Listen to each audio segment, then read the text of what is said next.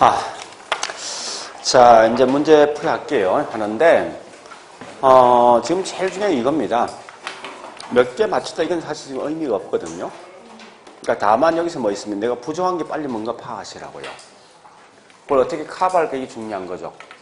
그러니까 우리 지금 하고 있는 이제, 9월달에 지금 하고 있는 이 내용은요. 이게 결국 이제 문제 푸는 요령하고 마지막에 답을 찾는 방식이라고. 그래서 하시면서 항상 뭐 있습니까? 부족한 걸 빨리 파악하시라고. 그러니까 이런 걸 지금 하는 게 맞다고 사실. 이렇게 해서 뭐 있습니까? 그 부족한 걸 챙기면 무조건 내 목표 점수에 나오게 돼 있어요. 자, 일단 1번 가보겠습니다. 그러니까 1번 항상 물었을 때 부동산 개념 자체를 묻거든 이렇게 판단하시라고. 이건 나올 수 있는 질문이 딱 4개 아닙니까? 첫 번째 보니까 요거 2개 차이죠. 이 2개에 대한 차이를 알고 있냐 묻는 거예요. 복합부동산, 복합개념부동산. 그러니까 이 말 아닙니까? 토지와 건물이 일체로 이용되는 것, 즉 결합된 상태로 이용되어진다. 이 말로 하면 곧 이건 복합부동산이고 복합개념은 부동산 개념 묻는 거죠. 그래서 크게 2개 있는데 유형과 무형이 있을 것이고 두 번째 기술, 경제, 법 이렇게 구분하는 게 첫 번째 문제예요. 문제가. 두 번째 묻는 게 뭐냐? 이거 묻는 거예요. 어떠한 예가 어디 속에 포함될 것이가 묻는 거예요. 그래서 잘 알지만 공간이다, 위치, 환경 등은 전부 다 기술이고 그다음 뭐 있습니까? 그 위에 보니까 자산, 자본, 생산 요소, 소비재, 상품 등을 묻는 건 전부 다 경제고죠. 법은 크게 2개 있죠. 협의부동산과 반대 뭐 있습니까? 광의. 그래서 협의 광의 차이는 보니까 준부동산 인접료 차이죠. 이 말은 토지와 그 다음에 정착물까지가 협의고 여기에다 뭐 있습니까? 준부동산 포함되어진 게 광의되어진다. 일단 이렇게 어떤 예가 어떻게 포함되는 거 묻는 거. 주로 가장 많이 묻는 게 뭐냐? 이걸 제일 많이 묻습니다. 이 내용을. 그래서 항상 토지 정착물 등이 나오면 무조건 이건 법 속에 포함되는 이 말 아시고요. 그 다음에 세 번째 묻는 게 뭐냐? 이거 묻는 거예요. 토지와 관련돼 있는 소유권. 근데 지금 참고로 토지 소유권 절대 틀린 답을 낼 수가 없어요, 이거는. 그래서 토지와 관련돼 있는 소유권 그냥 무조건 그냥 통과해버리시라고. 딱 이 말 아닙니까? 토지 소유권 항상 뭐예요? 정당한 이익 있는 범위 내 몇 차. 이것 아닙니까? 문제에서. 그러니까 이건 틀린 문구를 낼 수가 없다, 사실은. 다만 장난칠 게 뭐 있냐? 요거죠. 정착물. 항상 정착물은 무조건 동사인 설비하는 거죠. 이 2개에 대한 구분 기준 문구는 반드시 토지에 부착되어 있는데 계속적이면서 지속적으로 부착되어 있는 게 정착물이고 그 반대로 뭐 있습니까? 일시적으로 부착되어 있는 곧 이게 동산 속에 포함되는 이걸 먼저 아셔야 돼요. 그러면서 두 번째, 이 정착물 다시 크게 2가지 구분되죠. 토지 일부 속에 포함되어 있는 종속 정착물이 있고 토지와 분리되어 있는 뭐 있습니까? 독립 정착물 2개 있습니다. 그럼 이때 중요한 거는 첫 번째 이 말 아시라고. 이 2개가 중개 대상물이 되어질 것인가부터 먼저 구분하시라고. 그래서 결국은 중개 대상물 되어지는 게 독립이죠? 이건 안 될 거죠? 그리고 두 번째 어떤 예가 어디 속에 포함될까 묻는데 우리 보통 쓰고 있는 일반적인 뭐 있습니까? 도로, 뭐 또 저기 있는 수목 같은 것들 이 속에 포함되는 거죠. 다만 독립정착물 중에 수목 중에 첫 번째 뭐냐? 임목법에 등기되어 있는 수목. 명인방법을 취한 수목은 좀 구분하자는 거예요. 물론 권리에 의해서 타인의 어떤 뭐 있습니까? 토지, 농작물 등은 곧 이것도 결국은 이 속에 포함되겠지만요. 그러나 이때 요 2개 조금 더 더한 뭐 있어? 이거 묻겠다죠? 저당권의 객체가 될 것인가? 그죠? 요거까지 분분할 것 같아요, 말씀. 그래서 우리 명인방법 안 될 거 아니죠? 임목법은 되겠죠? 그러니까 공통점은 결국은 중개 대상물은 되어지지만 저당권의 객체, 유무 등은 좀 구분하시라 이거요. 그리고 동산 속에 포함되는 결국 뭐요? 첫 번째 가식 중인 수목. 가식이 뭐냐? 일시죠. 또 계속성이 없는 판자첩이 있죠. 이건 일시적 아닙니까? 그죠? 또한 야채 경작 수확물. 이렇게만 기억하시면 되겠죠. 그래서 문제 묻는 거 보세요. 이렇게 해서 한 문제, 한 지문, 두 개 구분하는 거. 두 번째, 어떤 예가 축에 포함될 것인가? 두 번째. 그 다음에 세 번째 뭐 있습니까? 요거 묻는 거. 네 번째, 이렇게 가시면 된다고. 그래서 요까지 무조건 딱 한 문제 시험 나오게 돼, 상서 나오면. 전체가. 그러니까 이렇게 해서 결국 묶어서 보시라고요. 따라서 일단 1번 보니까요. 유형과 무형, 기술, 경제, 법이 나오는 순간 반드시 이건 복합 개념 부동산이고 2번 보니까 자연, 환경, 공간 등은 뭐 있습니까? 이건 기술 또는 물리 측면이죠. 3번은 명인, 방법, 제한, 수목은 중개, 대상물은 되겠지만 저당권의 목적물 안 됩니다. 반대로 임목법에 등기되어 있는 수목은 뭐 있습니까? 저당권의 목적물 되어진다. 그죠?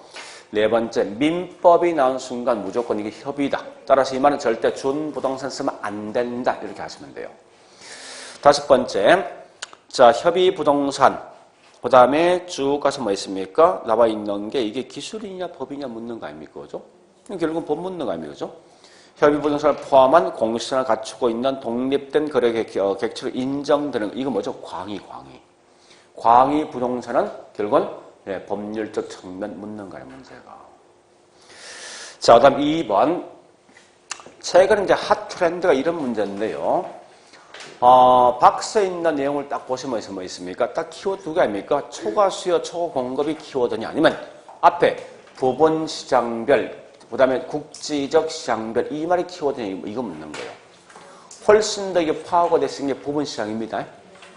만약에 부분 시장이 없이 단지 뭐 있습니까? 초과 수요, 초과 공급 등이 발생한다. 이 말은 영속성이 되겠지만 앞에 항상 부분 시장별 이 말 나오는 순간 전부 다 이건 부동산과 서로 관련돼 있다라고 묻는 거예요. 그래서 현재 1번은 뭐 있습니까? 소모 나와 있는 순간 영속성. 두 번째 사회성, 공공성 나와 있는 순간 부정성. 세 번째 입지 선정 나와 있으면 부동성. 네 번째 일물가 나와 있으면 개별성. 다섯 번째 체유효 이용 나와 있으면 용도 다양성. 이렇게 하시라고요. 자, 그 다음요. 문제 3번은 앞으로 여러분들은 공간이란 말이 나오죠. 공간 나오는 순간 이건 무조건 내 소유권 범위. 이건 무조건이에요. 내 소유권 범위를 묻는다라고 생각하시면 돼요. 소유권 범위. 그래서 일단 우리가 알고 있는 소유권은 정당한 이익 있는 범위 내에 토지 상하에 미치겠죠. 따라서 이렇게 보시면 됩니다. 현재 보니까 지구 핵이 있으면 이렇게 분명히 뻗어나올 것 같아 보니까 소유권 범위인 거죠. 자, 이때 보니까 공중공간도 반드시 뭐 있습니까? 일정 경계 범위까지만 내 소유권이 포함됩니다. 또 지중공간도 뭐가 있습니까? 일정 경계 범위까지만 내 소유권이 포함될 거예요. 물론 우리가 알고 있는 현재 소유권은 반드시 3차원 공간인데 여기서는 그게 중요한 건 분명히 아니라는 거예요. 뭐가 중요한 거면요. 어떠한 예가 어디 속에 포함될까 이게 분명히 중요하단 말이에요. 그래서 첫 번째 보니까 공적 공중권, 그 다음에 사적 공중권, 그 다음에 사적 뭐 있습니까? 지중권이 있죠. 그 다음에 공적 뭐 있습니까? 지중권. 따라서 이런 건 내 소유권 속에 포함 안 되겠다. 그죠? 자, 그런데 지금 중요한 건 이게 중요하다고. 어떤 예가 어디 속에 포함될까? 이거 좀 정리하시라고, 이렇게. 그래서 가장 대표적인 예가 항공기 통행권, 전파 발차권, 좀 뭐요? 공적 공중권이죠. 또한 야치 일조권이라든지 일조권 또는 뭐 조망권은 뭐 있습니까? 사적 공중권이고 결국은 이건 내 소유권 속에 포함된단 말이에요. 중요한 건 사적 지중권은 결국은 토지 구성 부분. 우리가 현재 쓰고 있는 땅이 있죠? 땅은 흙이라든지 돌 등으로 구성되어 있다. 그죠? 이건 분명히 내게 맞단 말이에요. 조심할 거 여기서 뭐가 중요하면 지하수도 반드시 뭐 있습니까? 내 소유권 속에 포함되어 있단 말이에요. 이걸 가지고 우리 거기 있는 3번에 1번처럼 이렇게 시험 낸다, 문제를 갖다가. 물론 여기 뭐 있습니까? 미채굴된 광물은 내수익권식이 포함됩니까? 그래서 우리 3번에 1번을 보니 이 말 아닙니까? 맥주 회사가 자기 땅에 있는, 자기 땅 소유권 안에 있는 지하수 이용했대. 할 수 있잖아. 내 소유권이니까. 일단 그렇게 이제 시험 낸다는 거예요. 자, 두 번째 보니까요. 이 이제 공중권은 뭐가 중요한가 하면 공중권의 가장 대표적인 예가 뭐 있냐? 묻거든. 무조건 이건 TDR. 거기 있는 구분지상권, 뭐 영정률, 인센티브 등은 보지 말고 무조건 TDR 하나 가지고 모든 걸 판단하시라고요. 그 다음에 이 지표권은 가장 중요한 게 물에 대한 권리가 중요합니다. 그래서 일단 물에 대한 권리 보는 게 첫 번째, 물 자체에 대한 권리가 용수권이 있을 것이고, 물 밑에 있는, 그러니까 수면 하에 토지 소유권 경계가 있어요. 소유권 경계가 있는데 딱 두 개만 하시면 돼요. 어쨌든 용수권은 반드시 유역주의하고 선형이 좀 선형 큰 의미 없는 거예요. 왜? 한국에 안 쓰니까. 다만 물이 풍부한 서변적에 주로 쓰고 있는 이 유역주의 중요한데 유역이란 말 뜻이 뭐냐? 결국은 모든 사람들이 형평성 있게 분배받는데 여기서 우리 문제 나오겠다죠? 나온다면 반드시 전부 다 형평성 있는 게 아니라 물 근처에 있는 유역권적만 형평성 있는 거지 비유역권적까지 형평성이 분배받는 건 아니다.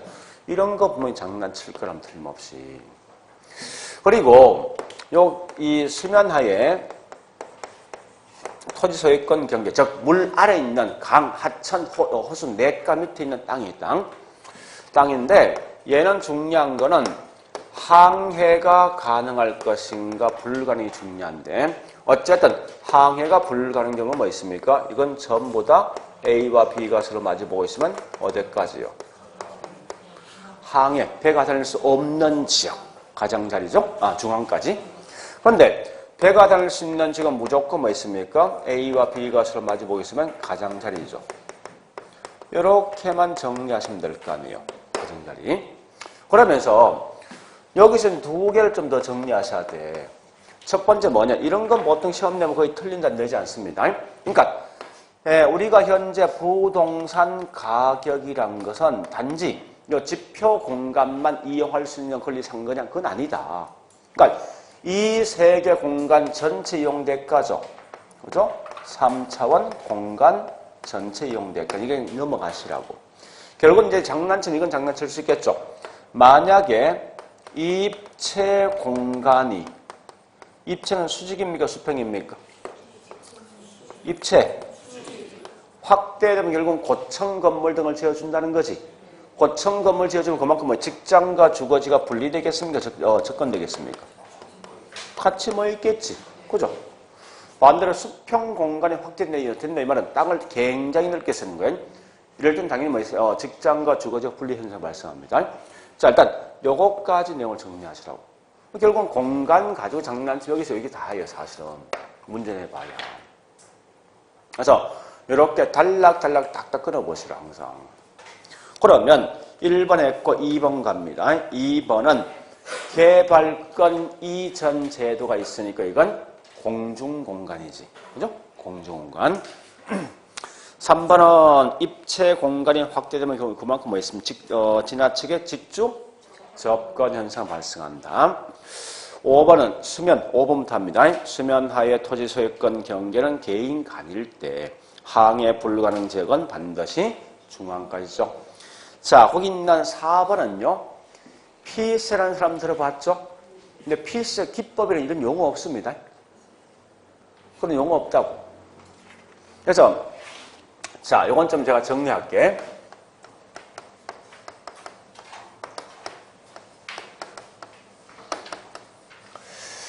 등기 형태는 반드시 한국과 일본은요. 토지와 건물은 동일 부동산, 별개 부동산. 별개죠? 별도의 등기 보면 합니다. 그런데 구미, 유럽이나 미국은요, 토지상에 존재하고 있는 모든 정청물은 전부 다 토지 일부로 다 취급합니다. 그래서 부동산 등기 다 하나 있어요. 그런데 이때 중요한 것은 비록 나라들마다 등기는 차이가 있을지언정 권리 묶음, 가장 대표적인 소유권 같은 거 아닙니까? 그죠? 이 권리 묶음에 대해서 권리 분할 가능성이 있을 것인가? 이게 지금 중요하다고요.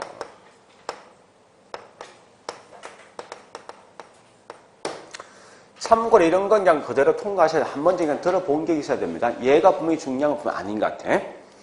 자, 이런 말이에요. 말뜻이 현재 내 토지 위에 타인의 건물을 세울 수 있을 것인가 묻는 거예요. 당연히 한국은 내 토지 위에 타인의 건물? 이게 무슨 권리지? 지상권이죠. 근데 미국도 내 토지 위에 타인의 건물? 있다 없다? 없으면 이거 문제 안 돼. 당연한 거 아닙니까? 그러니까 나라마다 등기 차이 있어. 없다면 이게 문제 안 될 거 아니야, 당연히. 결국은 있다는 거야, 한마디로. 즉, 비록 나라들마다 등기란 차이가 있을지언정 어느 나라이든지 내 토지 위에 타인의 건물 등을 세울 수 있어요. 이런 걸 말하는 다른 말로 권리 분할 가능성인데, 자, 요걸 최초로 발견했던 사람이 누구냐? 잭 캔드로. 또는 이 사람이 뭐 있습니까? 네, 원래 큰 빌딩 갖고 있는 소유주인데 1929년에 대공황등이 발생되어진 결과 빌딩에 빈집이 서서히 발생되니까 결국은 저기 은행에 돈을 갚지 못하는 거예요. 그래서 도망갔지 이제. 어디 갔습니까? 하와이에. 그래서 낚시되면서 뭐 있습니까? 파인애플을 보고 발견돼서 여기에 잭 캔드로 기법, 하와이 기법 또는 파인애플 기법 쓴다고. 무슨 말이 이 말입니다. 파인애플 나무에 보니까 파인애플 딱 하나 달린 거야. 달려 있는데 이걸 딸 때 통째로 땁니까? 반쪽에 땁니까? 그 등기는 보면 한 개란 말이 이게. 근데 이걸 가지고 장사꾼들은 여러 조각 내서 팔기도 하지 실제. 그죠? 같은 거 아니야. 등기는 한 개인데 이걸 가지고 지상권, 지역권, 전세권, 과세권 등등 분리해서 팔 수가 있다는 거예요, 이게. 이 말이 결국 뭐 있습니까? 다른 말로 비록 나라들마다 이 등기는 차이가 있을지언정 어느 나라이든지 권리 분할 가능성이 있다는 거예요. 단 이때 기본 전제가 있어. 전제는 반드시 경제적 가치가 존재할 때까지만 뭐 있습니까? 권리를 갖다 분할한다는 말뜻이. 아니 우리 월세 줄 때 월세에 대한 어떤 수입이 나와야지 뭐 결국 월세 주는 거 아닙니까? 그죠? 그러니까 항상 뭐든지 이런 가치가 있을 때까지만 권리 분할할 수 있다고. 여기에 대한 설명이 이제 거기 있는 그 말인데. 네? 그래서 단지할 것이 이거 마시라고. 이게 오히려 더 중요할 수 있어. 여기. 이 말이. 그래서 나라마다 등기 차이 있지만 어느 나라이든지 내 토지 위에 타인의 건물 세울 수 있는 권리 분할 가능성이 있더라. 그래서 그 4번은 피서 대신 저기 뭐 있습니까? 잭 캔드로 기법, 하와이 기법 또는 파인애플 기법이라 쓰면 되겠죠. 그죠? 근데 설마 이게 정답 등을 잡는데 이건 이상한 짓이에요. 그러니까 이건 본 기억이 있는 거야. 그냥 그정 그냥 흘러가시라고. 자, 그 다음 문제 4번요. 물론 이제 우리 문제 4번은 여러 가지 의미가 있는데요. 자, 첫 번째. 문제 4번은 결국은 누가 이동한 거요? 수요가 뭐한 거요? 요건 수요의 변화입니까? 수요량의 변화입니까? 자, 그러면 틀린 말 딱 나와 있네. 첫 번째, 틀린 말. 공급 관련된 말 쓰면 안 된다. 두 번째, 수요량의 변화는 안 된다. 이거 아닙니까? 틀린 말이. 본다면. 그죠? 그래서 1번은 뭐야? 개발 금융 공급이지. 물론 문제를 빨리 푸는 방식이 그래 푸는 게 아니라 밑에 있는 거 봐야 됩니다. 저는 그냥 바로 가겠습니다. 두 번째, 부동산 가격 하락은 이게 뭐예요? 원인 뭐예요? 수요량이 변하지. 그 기억 니은 틀렸다고. 그 다음에 세 번째 뭐 있습니까? 소득이 올라갔지만 열등제는 수요 뭡니까? 감소한다. 그죠? 네 번째 보니까 앞으로 가격이 올라갈 걸 예상한답니다. 그럼 당연히 수요 뭡니까? 증가되겠지. 다섯 번째 보니까 항상 대체제는 중요한 게 원인 자체가 가격이 왔을 때 무조건 같은 방향 간다. 그래서 가격이 올라갔으니까 수요도 증가되겠다. 그죠? 따라서 일단 거기 있는 두 개 니얼미엄 되겠다. 그죠? 자, 5번 갑니다. 일반 저자들과 다르게 부동산에 이런 특성이 있는데, 자, 1번. 항상 이건 뒷말이 중요한 게 아니에요. 차별화되어 있는 수요 유형 나있지. 뒤에 볼 필요 없어요. 무조건 이건 개별성. 항상 개별성과의 장난치는 문구라고.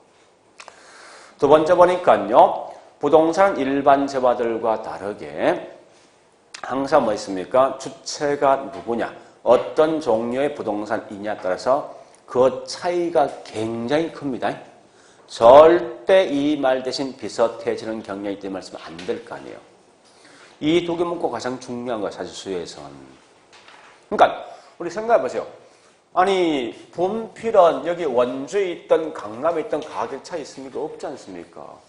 근데 단독주택 30평 강남과 여기 원주 가격 굉장히 큰 차이가 있다고. 또 내가 느끼는 완전 큰 차이 있을 수밖에 없어요. 그러니까 반드시 주체와 종류 나온 순간 무조건 차이가 크다는 됩니다. 자, 그 다음에 3번, 4번, 5번인데 결국은 거기 있는 3번, 4번, 5번은요. 부동산 공급 특징 중에 가장 중요한 말이고 3번, 4번, 5번이야. 사실은. 무슨 말이냐? 자, 첫 번째 부동산 공급에 던 종류가 있는데 그게 두 개 있죠. 물리적 뭐 있습니까? 공급이 있고 또 무슨 공급?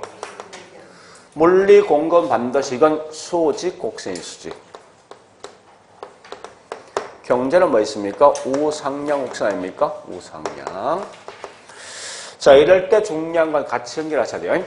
네, 부동산 공급 부족 문제를 갖다가 해결할 수 있는 방법이 뭐가 있을 것인가, 해결. 절대 물리 공급은 안 되잖아. 이게 제일 중요한 말이야. 결국은 경제 공급이 가능한 이건 의미가 없어. 하여간 물리 공급만은 해결할 수 없다는 말만 기억하시면 된다고. 두 번째 보니까요.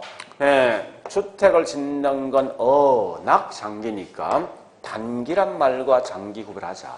그래서 단기란 말과 그다음 뭐 있어? 장기가 있는데 훨씬 더 비탄력이 누구예요? 탄력이 누구죠? 장기를 가시면 돼요. 세 번째 보니까 나왔을 때 부동산 공급자란 말이 딱 나오죠. 나오는 순간 반드시 기존 부동산 소유주 포함된다. 이 말이 꼭 나와요, 문제에서. 그러니까 항상 시험은 나올 게 딱 정해져 있는 말이 있어요. 자, 일단 이렇게 해서 거기 있는 5번 정리하시면 돼. 그래서 일단은 거기 뭐 있습니까? 3번은 물리 공급 해결 안 된다. 4번은 단기란 장기보다 비탄력이다. 5번은 반드시 부동산 공급자 나오는 순간 반드시 뭐 있습니까? 기존 부동산 소유주 포함하라.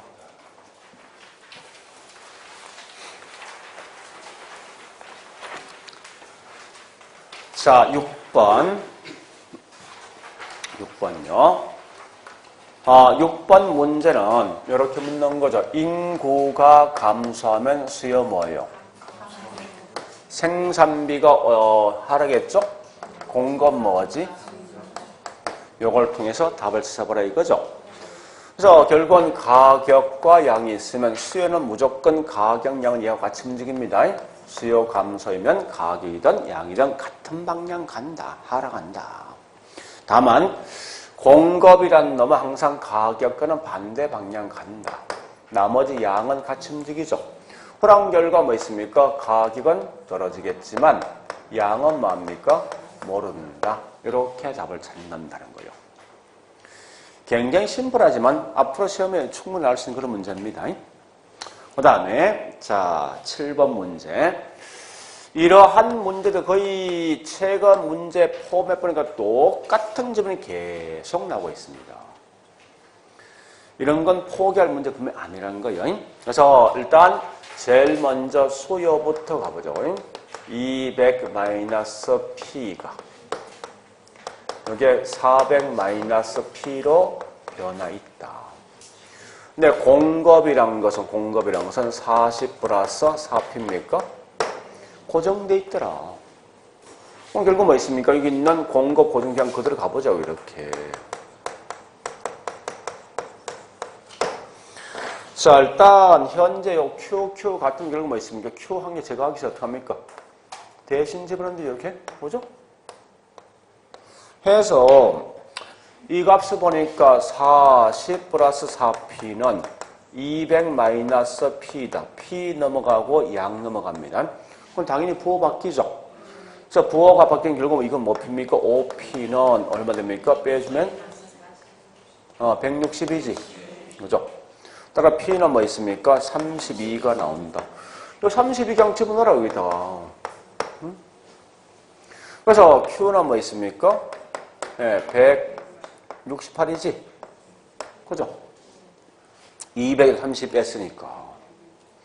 그 다음 얘는 뭐 있습니까? 40 플러스 4P는 400 P인데 P 넘어가고 양이 넘어가면 당연히 여기 있는 플러스 바뀌니까 5P는 400 40이니까 360.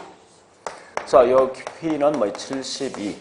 Q는 뭐 있습니까? 72 집어넣으라고 이렇게. 328 나오지. 그래서 요 차이가 40 차이고 요 차이가 얼마냐? 160이다. 그죠?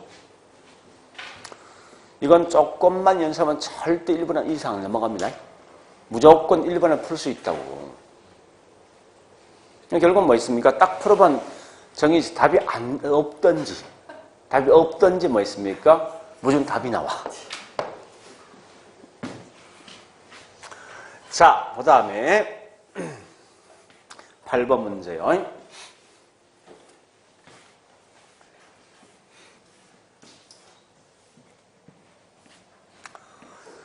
자, 7번 했죠? 8번으로 넘어갑니다. 8번 가보니까 탄력성 가지고 묻겠네. 탄력성. 이런 문제가 우리 실제 시험은 이런 정도 있는 유형 시험 나옵니다. 일부 제가 과거에 나왔던 기출문제 쭉 해서 만들어진 거라고요. 근데 우리 항상 이제 이런 게 있어요. 내용은 좀 많이 본 것 같단 말이에요. 봤는데 가장 큰 맹점이 뭐 있습니까? 함정이 다 있어. 출제한 사람은 그걸 다 알고 있어. 그래서 그런 함정을 제가 집어넣고 뭐 있습니까? 만든다는 거예요. 그러니까 이 함정 때문에 결국 뭐 문제는 쉬운 것 같은데 점수 안 나는 거예요, 이게. 그래서 항상 제일 중요한 건 기본. 기본 얼마나 충실할 거냐에 분명히 달라진다는 거예요. 자, 8번. 탄력성 가지고 물어본 결과는 딱 3개, 4개. 첫 번째 뭐냐? 이거 묻는 거요. 아니, 소득 탄력성과 뭐가 있습니까? 교차 탄력성. 이 값이 0보다 클 때, 작을 때 묻는 거요. 그래서 0보다 크면 소득은 정상제. 작으면요? 요거 묻는 거. 교차 탄력성이 0보다 크면 대체제. 작으면요? 요거 묻는 관계. 두 번째.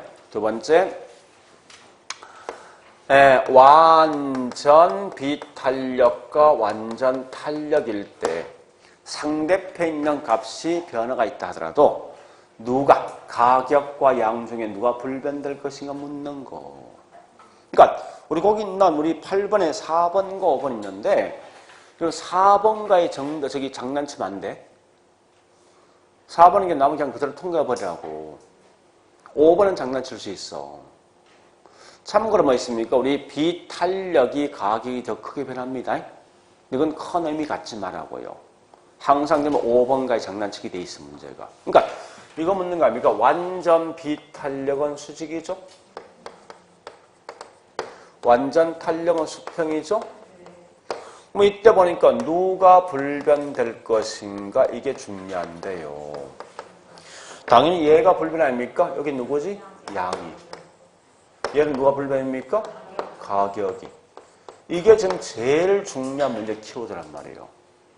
굳이 자 일단 거기 있나 5번 바로 하겠습니다. 수요가 완전 비탄력이고 공급이 이렇게 있는데요. 공급이 현재 공급이 증가된 거죠. 이렇게 증가된 게 사실은. 그러면 이 상대편에 있는 가격이 올라간 때는 이거 알 필요 없는 거야 사실은. 어쨌든 보니까 양이 무조건 불변인데 이 말이 분명히 중요하다고. 뭐 얘는 항상 틀리기나 내면 모르겠습니까? 가격이 불변인데 이렇게 장난치게 돼 있죠 문제가. 그러니까 누가 불변이 이거 마시면 돼 무조건. 얘는 충분히 답을 만들 여력이 많습니다. 그 다음에 세 번째 보니까 뭐 있냐? 요거 묻는 거예요. 세 번째는 탄력성과 총수입과의 관계. 그래서 잘 알지만 항상 탄력성이 뭐 있습니까? 가격과 수입과의 관계죠. 근데 이게 보니까 탄력적이면 가격과 수입은 무조건 반대야. 그러니까 이 말은 수입이 올라가기 위해서는 탄력이 무조건 가격이 떨어진다고. 자, 우리 박리담이죠, 이거? 반대로 비탄력은 무조건 가격과 수입은 항상 같은 방향. 그러니까 안 되면 독점기업 생각하시라고. 그 다음, 요거 묻는 거. 그 다음 네 번째 묻는 게 뭐냐? 탄력성의 크기를 결정해주는 요인들. 즉, 어떤 건 이거 아닙니까? 탄력성 크기. 첫 번째, 가장 중요한 게 나오거든 다른 거 보지 말고 무조건 대체제 하나 가지고 모든 걸 판단하시라고요. 그래서 대체제가 많으면 탄력이지. 그 다음 두 번째, 수요 측면에서 했지만 내 소득에 치는 비중이 클수록 탄력이죠. 즉 비쌀수록 뭡니까? 네, 탄력. 이렇게 해서 보시면 되겠네. 그 다음에 공급적인 측면은요. 공급은 단기보다도 장기가 뭡니까? 네, 장기가 탄력이죠. 그 다음에 네, 물건 완성기간이 짧은 게 분명히 탄력이라고. 짧은 게. 그래서 이렇게 될 때 이게 탄력이다 이렇게 하시면 되겠죠? 탄력. 항상 물어보면 이게 다요. 요 네 개. 탄력성. 말로 물었을 때. 다른 건 장난칠 게 없단 말이에요, 이게. 요걸 조금 더 우리 공부를 좀 더 하셔야 돼. 조금 더 설명이 꽤 있을 거예요. 뭐 다른 이 외에 다른 설명이 있는데 어쨌든 요 내용까지 쭉 보시면 된다고. 그래서 현재 1번 보니까 용도 전환이 용이하다. 고되게 탄력. 왜? 대치 많으니까. 두 번째, 생산이 소요되는 기간이 길다. 이 말은 그만큼 뭐 있습니까? 대체하는 상품은 적겠죠. 비탄력. 얘가 틀렸고. 세 번째, 탄력 나있어. 총수입이 많아진다. 이건 반대 방향이지. 무조건 가격은 하락, 저가 전략. 그 다음에 네 번째, 통과. 다섯 번째 뭐 있습니까? 완전 비탄력은 누가 불변? 양이 불변. 그거 마시면 돼. 자, 그 다음에 9번 문제요. 이런 9번 같은 경우는 제일 중요한 이겁니다. 이런 포맷을 만드는 가장 중요한 포맷을. 그래서 현재 항상 이와 같은 무조건 가격 탄력성 무조건 조건이 주어지게 돼 있어. 그러면 가격 탄력성 공식은 가격의 변화율분의 수요량의 변화율이죠. 소득도 뭐 있습니까? 소득의 변화율분의 수요량의 변화율인데 이렇게 해서 각각마다 수요량을 분명히 측정할 수 있습니다. 있으면 이 수요량을 전부 다 더한 게 전체에 있는 뭐 있으면 수요량이 분명히 될 거라면 이렇게 포맷을 만드시라고 그냥 그대로. 만들어놓고 나머지 문제 주어지니까 그냥 따라만 가시라고. 그래서 거기 뭐라 했습니까? 가격 탄력성이 3이다. 소득이 2이다. 근데 가격이 10% 상승했으면 불구하고 수요량은 뭐 10%만 거지? 올라갔다. 그러면 그 결과 여기 있는 소득은 몇 프로 변할 것인가? 항상 이거 묻게 돼 있다, 문제가. 그러면 한번 가보자고요. 얘 30이지? 그죠? 근데 제일 중요한 게 이거예요. 오직 수요의 가격 탄력성은 비록 이 값이 플러스면 사실 그 이면성이 뭐예요? 마이너스. 왜 그런가? 항상 뭐 있습니까? 수요는 가격과 양은 반대거든. 그러니까 절대이견 플러스에서 마이너스 생각하시고 부호가 항상 반대 방향이야. 이것만 정리하시면 돼. 이게 좀 제일 중요한 거예요. 어쨌든 수요의 가격 탄력성만이 반드시 뭐 있습니까? 여기 있는 부호가 반대로 움직인다 생각하시죠. 그럼 결국 이 말은 뭐 있습니까? 가격 탄력성 되면 수요가 30% 감소한 거 아닙니까? 그러면 여기 있는 소득 때문에 이 양이 수요가 40% 올라가야만 이 값 나올 거 아니에요. 그죠? 그런 결과 현재 소득 탄력성 40% 올라간단 말은 이 값이 2면 소득이 얼마일 때? 이렇게 문제 푸는 거예요. 푸는 요령이. 그래서 이런 거 문제 푸는 요령만 알고 있으면 뭐 큰 무리 없이 풀 수 있을 겁니다. 자, 그 다음요. 예, 10번. 10번은 이제 경기 변동은 말로 합니다. 말로. 자, 일단 경기 변동 1번 가면 1번 문너 문제 이겁니다. 물어보죠. 부동산 경기 변동은 전국적 일률적입니까? 지역적 개별적입니까? 지역적 개별적이죠? 그 말을 1번처럼 보통 시험 낸다고. 도시마다 또 용도마다 달라진다 이 말이죠. 자, 2번 가볼까요? 2번은 뭐냐? 물어보자고. 상업이나 공장은 동시순환입니까? 역순환입니까? 네, 동시지. 그럼 주거는? 그래서 그 말을 이렇게 낸다, 그죠? 주택은 일반 경기와 반대 방향 간다. 이게 역순환. 그 다음에 3번 보니까 후퇴 국면은 일반 경유 같이 갈 때 훨씬 더 공실등이 많이 발생하겠다, 그죠? 그 다음 네 번째 뭐 있습니까? 다시. 주식은 무슨 순환? 전순환. 그 다음에 부동산은요? 후순환. 그거 뒷말 알 필요 없어. 그 다음 마지막에 보니까 5번째. 상향이 되면 경기 좋은 거죠. 누구 중심? 매도자 중심. 과거 사례 가격은 하한가. 그죠? 하한가. 자, 그다음에 11번요. 11번. 이런 문제는 아까 제가 설명했지만 함정이 뭔가를 벌써 알고 있는 사람들이 어디서 많이 퐁당퐁이 알고 있단 말이에요. 이게. 특히 여러분 현재 가장 이제 경기되는 게 뭐냐? 반드시 항상 이게 제일 머리 아픈 거지 이게. 왠지 내면 좀 찝찝한 거야 사실은. 근데 참고로 부동산에서 이런 걸 장난치면 안 된다고. 응? 그래서 자 1번 이 말 아닙니까? 자 보세요. 우리 자동차 사면 반드시 뭐 있습니까? 어디 샀냐 중요합니까? 가격이나 어떤 종목이 중요합니까? 그러니까 동산 등은 절대 어떤 특정 지역을 알 필요 없다고. 나 부동산 땅 샀어. 그럼 제일 먼저 물어보죠. 어디냐 어디. 그죠? 그러니까 이동할 수 없는 부동산 성격 반드시 특정한 지역적 공간이 반드시 수반된다고. 그러니까 항상 집을 살 때 했을 때 반드시 어디냐 이걸 항상 먼저 묻게 돼 있다고. 그래서 그 말 꼭 기억하시고. 자 2번 갑. 2번이 자주 묻는 지문인데 1번에서 이 지문 냈어요. 잘 보세요. 유사 부동산에 대해서 유사한 가격이 형성된다 말은 같은 지역 다른 지역. 같은 지역 다른 지역. 같은 지역이지. 유사 지역이기 때문에 대체성이 있다. 한 번 더. 유사 부동산인데 가격이 달라. 같은 지역 다른 지역. 다른 지역이기 때문에 대체성이 있다 없다. 그 말 두 개 잘 기억하시라고. 세 번째, 부동산 시장은 결국 뭐 있습니까? 수요 공급 조절이 용이 곤란하다. 네 번째 보니까 부동산 거래는 공개, 비공개, 사적, 공적. 둘 다. 분명히 부동산 뭐 있어? 공사법 규제 둘러받는 거지. 그죠? 자, 5번은 요거 묻는 거예요. 그러니까 이 문제는 자, 우리 보통 이제 부동산 시장 나면 여기까지 보면 딱 함축돼. 요거까지 딱 같이 들어와, 항상.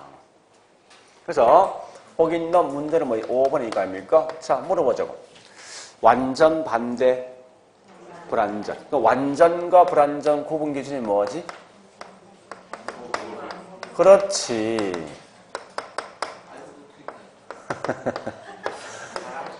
그러니까 정보 비용이 수반될 것인가 요거 묻는 거. 할당과 비할당이죠.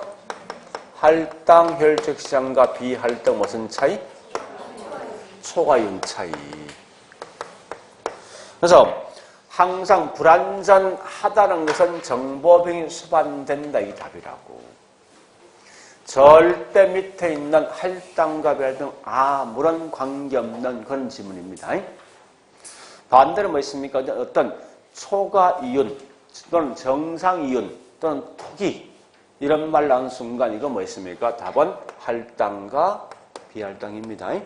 그러니까 요거 물어보면 결국 답이 이 말 나온다고. 이런 말 하면 절대 안 된다는 말 뜻이. 그러니까 가장 중요한 이 두 개 구분 기준을 알고 있냐 묻는 문제가. 자, 그 다음에 예. 12번. 12번. 자, 12번은 여과 과정 묻는데 얘도 나올 게 뻔한 거 아닙니까, 문제가. 설마 이거 틀린 분 없을 것 같아. 자, 12번은 이렇게 묻는 거요. 여과에 대한 종류부터 먼저 확인하시는데 첫 번째 무슨 여과입니까? 상향여가 반대 뭐지? 그래서 제일 먼저 이 집을 마지막 누가 가져갈래 하는 거예요. 그래서 최초 가진 건 의미 없어. 마지막 가져갈 수 있는 사람이 중요하다고. 그래서 상향은 당연히 뭐요? 고수듣겠죠. 하향은요? 이걸 먼저 하시고 두 번째 이 집을 하자 보수할래 말래가 중요한 거지. 그래서 하자 보수해보니까 수선비가 더 크대. 하향이지. 집값이 더 크기 때문에 내려가시라고. 세 번째 보니까요. 이제 소득이 분명히 중요한데요. 일단 내 소득이 올라간다. 이 말로만 여기 끝나지 말고 뒷말 따라오셔야 돼. 그래서 고가에 대한 수요가 증가되면 뭐요? 상향이지. 저가에 대한 수요가 뭡니까? 감소하면 상향입니다. 요거 묻는 거 하나. 두 번째, 주거 분리에 따른 여과 과정이 있습니다. 이런 기본 전제가 중요합니다. 항상 주거 분리에 따른 여과 과정은 전제가 주거 지역과 상업 지역 분리입니까? 아니면 고급 주거지와 저급 주거지 분리입니까? 그러니까 이런 걸 장난친다고. 저급 주거지 분리입니다. 그리고 이란 뭐 있습니까? 여과 과정이 주로 발생될 수 있는 지역, 발생 지역은 인근 지역에 많이 발생합니까? 도시 전체에 많이 발생합니까? 어디에서? 여과 과정이 주로 많이 발생되는 인근 지역, 도시 전체. 응? 그렇게 보통 시험 내는데 둘 다야. 응? 둘 다. 과거에 이렇게 시험 낸 적이 있다 분명히. 자, 그러면서 항상 남의 이 그림 딱 그리셔야 되죠, 그죠? 고급 주거지가 있고 저급이 있으면 첫 번째 경계지역에 인접해 있는 고급 주거지 집값은요 떨어지겠지. 경계지역에 있는 저급 주거지 집값은요 이를 정리하시라고. 여기 있는 사람 하자 보수합니까? 안 하겠지. 집은 서서히 노후화되지. 얘가 이제 넘어가지. 이 집 누가 차지하지? 이게 무슨 여가라고? 그렇지. 절대 상향쓰면 안 돼. 항상 보는 시간 제일 중요한 마지막 누가 가져갈래 중요하니까. 이런 게 뭐요? 상향되겠지. 얘가 차지하는 거죠. 자, 그 다음에 마지막에 보니까 네 번째. 이건 뭐 설럼과 빈민가인데 절대 이건 시장 성공이지. 그죠? 실패란 말 쓰지 마라. 근데 해결 방식은 대책은 도심 안쪽에 판자촌이지 않습니까? 그럼 철거 정책해야 됩니까? 주민들의 뭐요? 여기 다요, 여가는. 이게 제일 중요한 키워드라고. 그러니까 지금은 자꾸 이제 핵심을 끌고 가시자고. 그래서 일단 거기 내용 보니까요, 나와 있는 게, 예, 1번 가볼게요. 일정 수준 이하의 주택 신축이 제한된다면, 이 말은 한마디로 소득이 낮은 분한테는 신규 안 준대. 그 얘들은 어떻게 합니까? 고급 주택 중에 시간이 경과되면 서서히 건물이 노후화되겠지. 그런 집을 가져가지. 이게 무슨 여가? 하향여, 그죠? 자, 2번 소득이 증가한다면은 고가에 대한 수요가 증가된대. 이거 무슨 여가? 상향. 3번 예, 불량 슬럼 가족 시장 성공. 네 번째, 자, 이 집 누가 차지하지? 네 번째, 누가 이 집 가져갑니까 현재? 사기계층 무슨 여가? 상향. 5번 고소득층 주거지역과 인접한 저소득층 주택. 자, 잠시. 그 말은 요거 말하는 거요, 요거 말하는 거. 이 자꾸 혼만 하시던데. 요거 말하는 거지. 고급 주거지 인접에 있는 저급이야. 집값 올라가지. 그 뒷말은 저급 주거지 인접에 있는 고급 주택이죠. 집값 떨어진다. 그렇게. 자, 그 다음요. 예, 13번.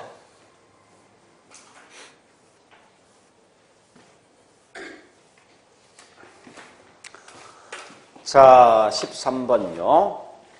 그러니까 이렇게 자꾸 이제 우리 뭐 이것을 풀어보면 가장 큰 장점이 있죠. 수없이 안 배웠던 내용도 정리할 수 있어요, 이게. 물론 안 배웠단 말이 결국 뭐 있으면 이건 정답한 게 없단 말이야. 그런 이제 그런 거에 대한 대처할 수 있는 방법이 있다고, 이게. 자, 일단, 예, 첫 번째 13번은 토지 사용 대가 지대부터 합니다.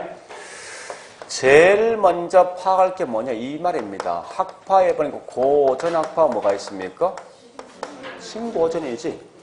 예전 딱 두 개만 하시면 된다고. 그게 뭐냐? 예, 첫 번째 토지와 자본을 구별할래 말래 하는 거예요, 이게. 그죠? 고전은 땅은 인간이 절대 만들 수 없어요. 이건 땅은 항상 한정돼 있단 말이라고. 자본은 우리 공장 짓는 비용이지. 공장 짓을 때면 자본을 더 많이 투입할 수도 있고 감소할 수 있지. 그러니까 자본은 이게 정감이 가능하다고. 땅은 절대 정감 안 되는 거예요. 그러니까 당연히 둘 다 뭐요? 분리될 수밖에 없는 거지. 그죠? 그래서 항상 이건 둘 다 구별했다 이 중요하고. 신고지는 뭐 있습니까? 인제는 우리 토지도 이 경제 공급 측면을 고려하니까 경제 공급 측면에서는 특정한 용도에서 그 양이 증가 또는 감소할 수 있지. 그럼 이제는 토지이든 자본이든 둘 다 뭐 있어? 그 양이 증가 또는 감소할 수 있으니까 얘는 반대 둘 다 뭐 있습니까? 구별하지 않는다. 같이 본다. 이때 토지 사용 대가가 지대인데 지대를 어떻게 볼 것이라는 건데요. 분명히 고전학파는 인간은 절대 땅을 만들 수 없다 했단 말이에요. 그러니까 아무런 노력을 취하지 않고도 매달마다 꼬박꼬박 월세 받고 있으니까 이건 뭐예요? 불로소득이지. 그러나 신고지는 특정한 용도 등을 변경해 주다 보니까 이제는 노력에 대한 대가인 생산 요소로서 간주한답니다. 이걸 먼저 구분하시라고. 두 번째 보니까요, 이제 우리 가장 많이 쓰는 학자가 있죠? 3명이 있죠? 누가 있습니까? 리카드의 무슨 지대? 차액지대. 그 다음 티넨의 무슨 지대? 위치. 막스의 무슨 지대? 절대지대. 그래서 지대 원인 자체가 중요한데 어쨌든 리카드는 무슨 차이? 비옥도 또는 뭐요? 수학체감. 그 다음에 티넨은 뭐요? 온송비 절약이죠. 마르크스는요, 개인한테 토지가 사유가 인정되기 때문에 이렇게 하시라고요. 그런데 티넨만이 갖고 있는 특징이 한 개 있죠. 그게 뭐냐? 도심 건교는 당연히 운송비 뭐합니까? 절감되니까 지대가 뭐하죠? 그런 결과 이것 때문에 토지가 집약적 저방비죠. 이렇게 말하는 게 분명히 이건 티내입니다. 그리고 이거 이외에 보니까 뭐가 있느냐? 요거 묻는 거요. 리카르도하고 막스가 있지. 얘는 항상 묻는 게 한계지에 지대가 존재할 것인가. 요거 묻는 거 아니에요? 리카르도는 지대가 존재 안 하지만 마르크스는요. 결국은 가장 중요한 게 얘들. 그런데 이거 이외에 이제 알게 한 두 개 돼 있어요. 그게 누구냐? 자, 세 번째 보는 게 이겁니다. 총수입은 전용수입 플러스 경제지대. 그럼 전용이란 말 뜻이 뭐냐? 전용은 다른 용도로 전환되지 않을 만큼의 최소한 수입. 자, 이런 건 이제 한번 들어본 게 있어야 됩니다. 다른 용도로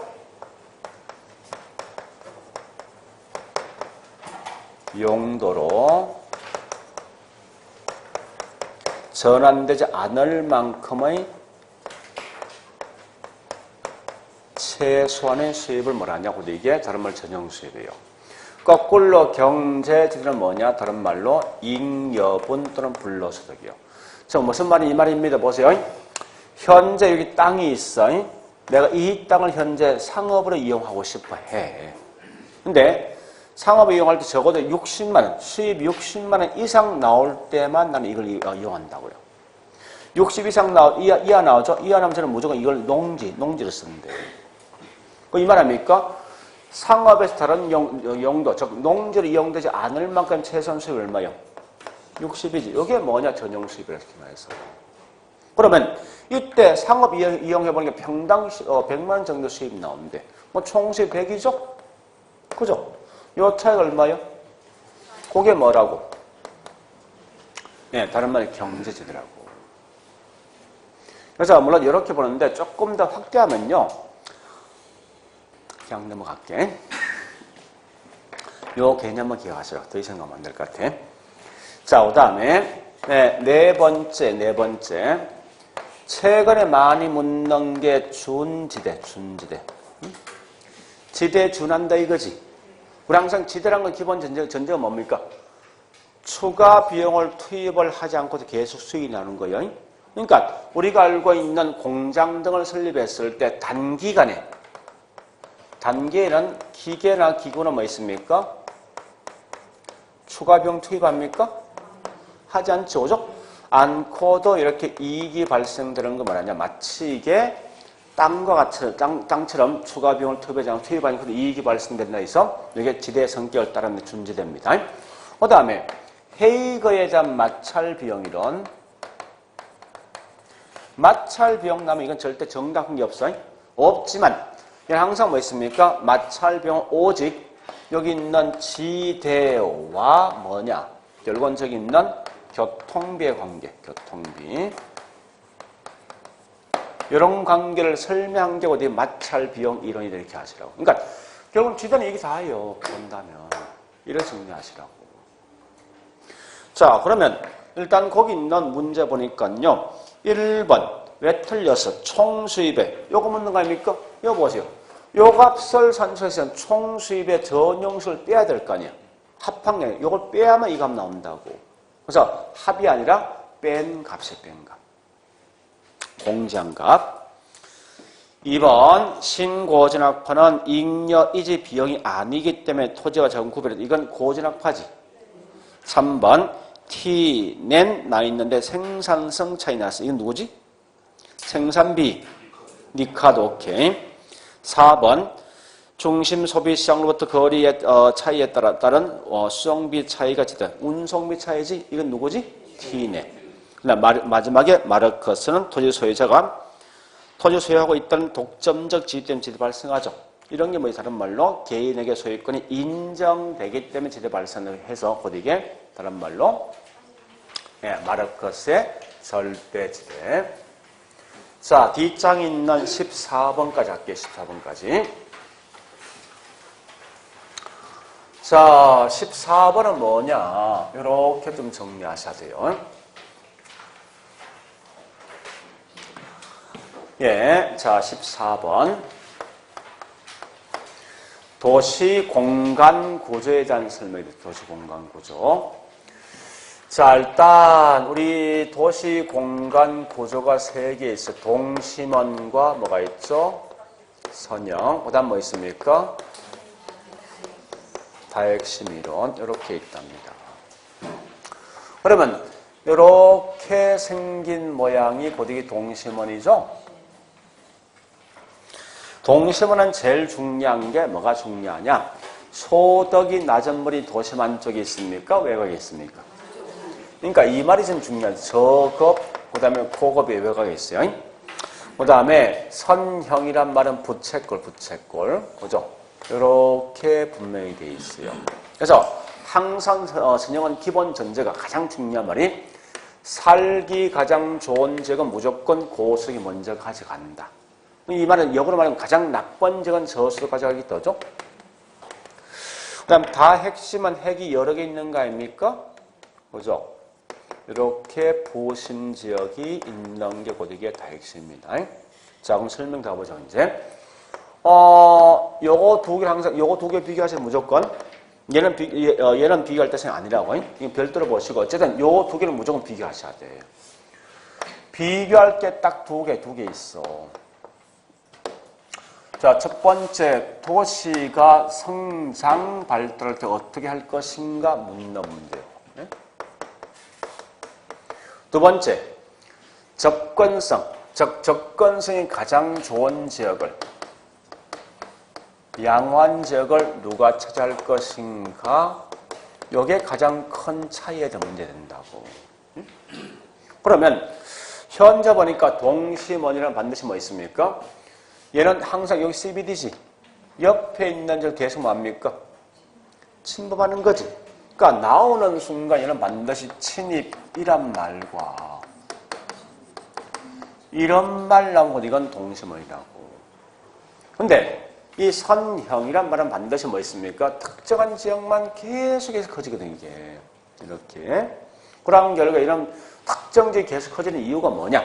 도로, 교통이 발달되는 지역만 가능하다고. 그래서 항상 얘는 나오면 교통 노선축을 따라서 연장되어진다를 보시라고요. 그리고 접근성이 양화되어 이 말은 살기 결국 뭐 있습니까? 도시만 쪽에 가장 가기 좋은 거 아닙니까? 누가 차지하지? 그러니까 저수도계층이지. 근데 여기 있는 얘는 무조건 누가 차지합니까? 고수도가 아닙니까? 그죠? 차이가 분명히 있다는 거예요. 그 다음에 동심의 이름 보니까 범죄 등이 훨씬 더 많이 발생되는 지역은 도심 안쪽 외곽. 도심 안쪽이지. 여기 다예요. 그리고 자, 왜 이렇게 부도심 등이 형성될 것인가 묻는 거예요. 결국은 각각 있는 산업들마다 지불 능력 차이. 자, 이 말은 도심은 땅값이 뭡니까? 엄청나게 비싼 결과 높은 지대 줄 수 없는 사람이 외곽할 수밖에 없다, 이게. 그죠? 이럴 때 보니까 여기 있는 부심이 같이 모여 있는 거지. 이 말은 동종 업종이 왜 같이 모여 있냐? 결국은 같이 있을 때 훨씬 더 직접 이익이 발생하니까. 그 다음, 왜 여기 있는 부심끼리 분리될까? 요거 묻는 거 아닙니까? 그죠? 분리되는 이유가 뭐냐 묻는 건데, 결국은 뭐요? 서로 다른 업종이죠? 이종 업종이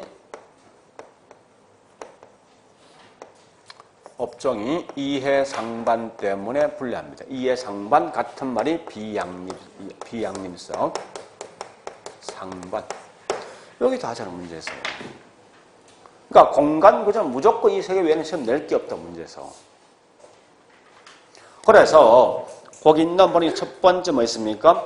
동심원 이론에 따르면 고급주택가는 위치 좋은 도심에 가까이 위치한 이건 누구예요? 아니 동심원은 도심 가까이서 누가 있어? 저소득층이 오죠? 2번 도심에서 외곽에 이전되면 저급, 고급으로 위치한다. 이건 뭐 말하는 거죠? 이건 동심원이지. 선형이 아니라. 3번은 뭐 있습니까? 다핵심이론 절대로 늘 동심원과 선형 이론을 배척했다 쓰면 안 돼. 동심원과 선형 이론에다가 다른 요소를 첨가해서 만들어진 거. 다른 요소를 첨가해서 만들어진 것 이게 저기 있는 다핵심이랍니다. 네 번째, 다핵심 이론에서 다핵 발생 요인은 유사활동 간의 분산이 아니라 직접 지향적이고 이질활동 간의 뒷말은 맞죠? 그죠? 네. 다섯 번째, 범죄 등이 훨씬 더 많이 발생되는 지역은 도심 안쪽이다. 이렇게 하시라고요. 자, 어려 보시고 좀 쉬었다가 15번 문제 볼게요.